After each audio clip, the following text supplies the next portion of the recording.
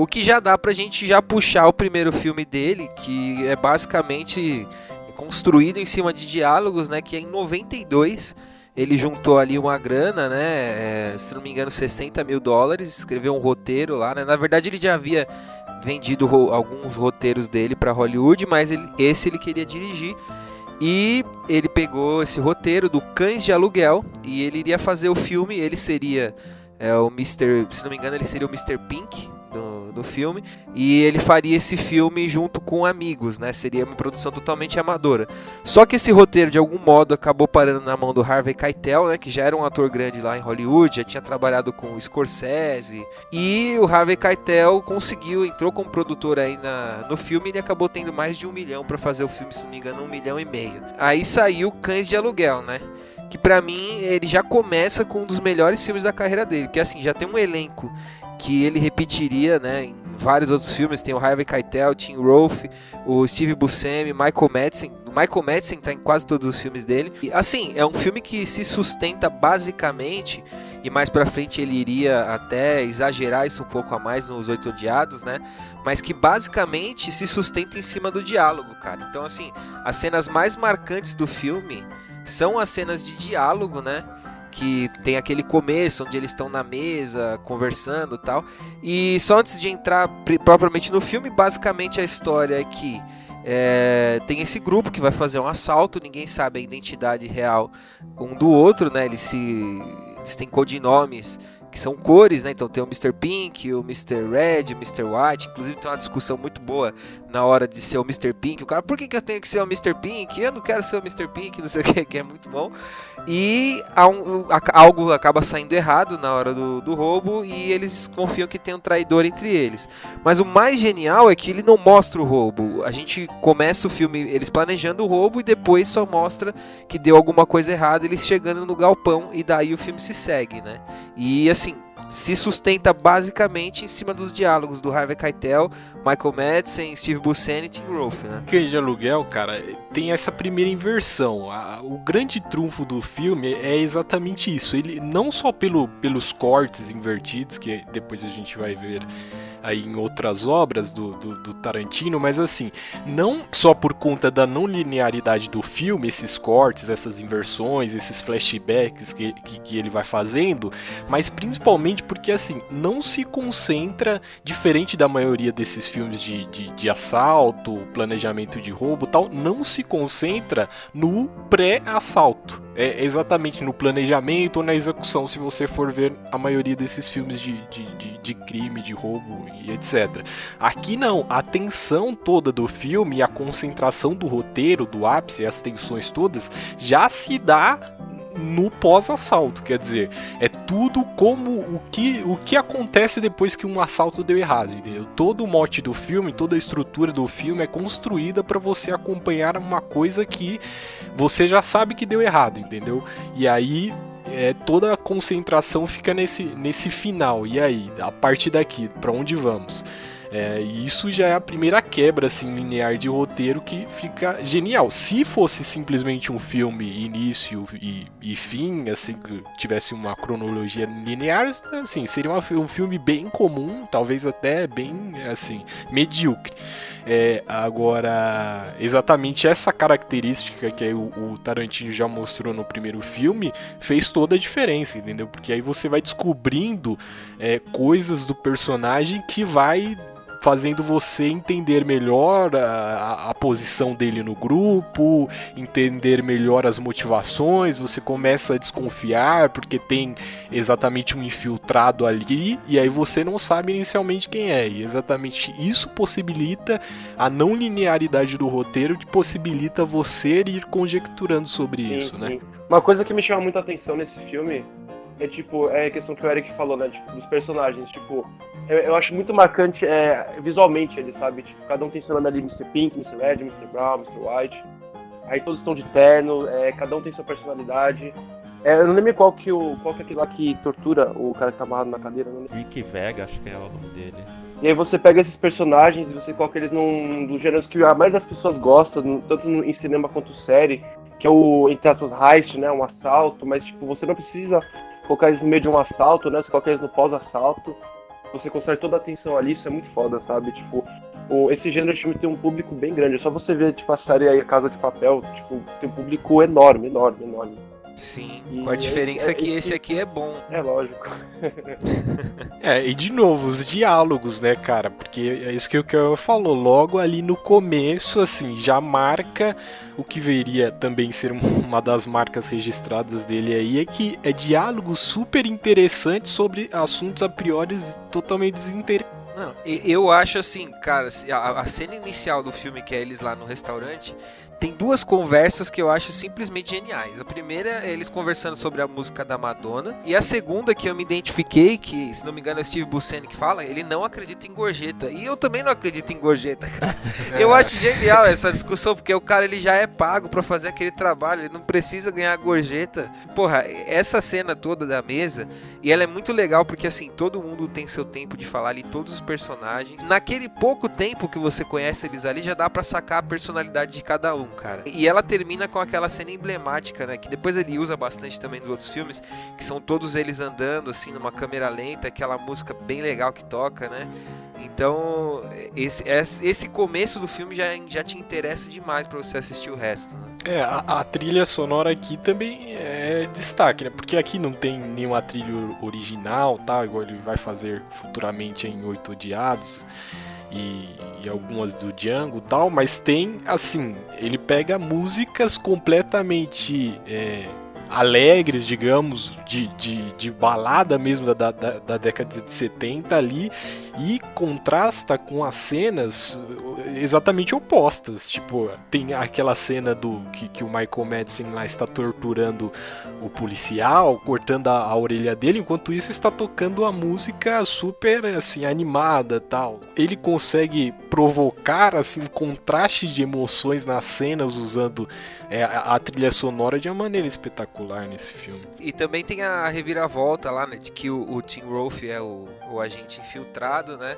E no final, Harvey Keitel acaba morrendo por ele, né? Pelo Tim Roth, que ele fica com dó, que ele foi baleado. E no final, o que pouca gente percebe é que o Steve Buscemi acaba ficando com toda a grana, né? Porque Sim, todo ele pega a mundo morre. maleta e sai fora. Então, isso já aí é questionável, é interessante, porque assim, realmente ele sai com a maleta e só que os policiais, em teoria não, estavam esperando, tanto é que eles chegam depois no local lá, no esconderijo e tal. Então assim, fica a dúvida, ele saiu e conseguiu ficar com a maleta e ir embora, ou ele se deparou com os policiais que exatamente estavam à espreita esperando o Joey, que era o grande cabeça aí de tudo? Aí você vai ter que perguntar diretamente pro Tarantino. Então, tá? porque o Tarantino tem dessas também, ele É. deixa vários elementos de ponta solta que interessante. Não, e falando isso de ponta solta, que ele vai soltando, aí eu lembrei bem que o Kelvin falou do diálogo sobre o Mr. Pink e tal, aí só em uma frase o cara consegue expandir o universo de maneira incrível. Nesse diálogo que ele está tendo com o Mr. Pink e o Joey, que é a cabeça de tudo, aí o Steve Buscemi exatamente está questionando, né, porque ele teria que ser o Mr. Pink, ele não quer ser e tal, ele fala, então por que eu não posso ser o Mr. Purple, né?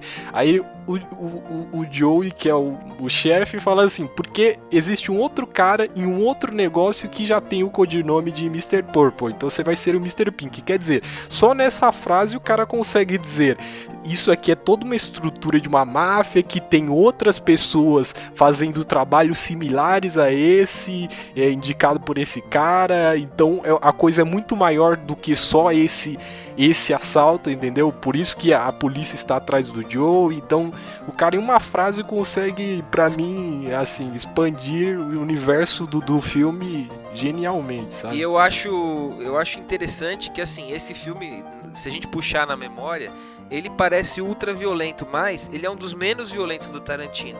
E assim, de violência na tela, né? E se você pegar aquela cena da tortura do policial, onde o Michael Madsen arranca a orelha do cara, é uma cena que não mostra muita coisa, cara, que ele tá torturando o cara, né? Só que o Tarantino, ele já mostra uma genialidade, não só no roteiro, mas também na direção, porque assim, outro diretor simplesmente ia mostrar tudo e chocar. Só que não, ele usa a trilha sonora, né, com uma música alegre e tal, pra contrastar com o momento de tortura, e toda vez que ele vai machucar o policial, a câmera vira. Então, assim, você só ouve os gritos e tal. Inclusive, essa cena foi muito criticada por ser muito violenta. Mas, cara, na verdade, ela é bem menos violenta do que qualquer filme de ação que tem por aí, cara. A construção que ele faz, toda a tensão em volta da cena, acaba tornando ela muito mais tensa do que ela realmente é, cara.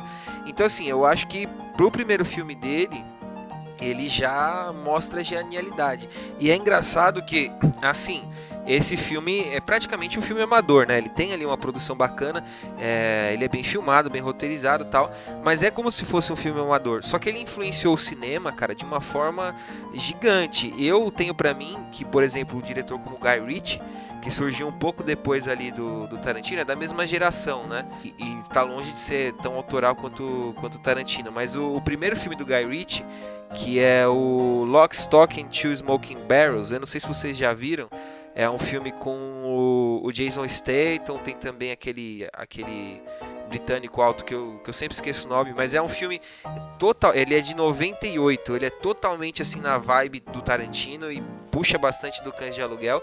E o segundo filme dele também, que é o Snatch, Porcos e Diamantes, que tem o Brad Pitt, o Jason Statham novamente, também assim é muito tarantinesco. Então esse é um diretor que eu vejo que ele se baseou totalmente em Tarantino, principalmente nessa primeira fase dele, no Cães de Aluguel, para fazer o estilo de filme dele. Eu recomendo para vocês assistirem esses dois filmes, o Snatch, Porcos e Diamantes, e esse é alguma coisa e Dois Canos Fumegantes, é que aqui não tem a tradução, mas são dois filmes ótimos. E o interessante também é que nesse filme do Tarantino, o cara recebeu $15 mil só pelo filme.